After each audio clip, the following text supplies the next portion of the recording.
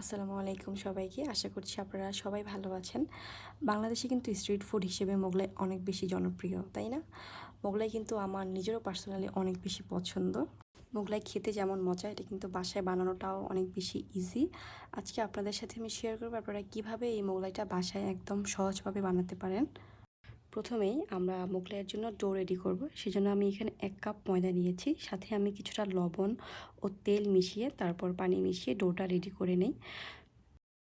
এরপর আমি ডিমের যে পুরটা রেডি করব, সেজন্য আমি ডিমের সাথে পেঁয়াজ কুচি, কাঁচামরিচ এবং ধনেপাতা কুচি দিয়ে তার সাথে কিছুটা লবণ ও চাট মশলা অ্যাড করি, যাতে এই পুরের টেস্টটা একটু ভালো আসে।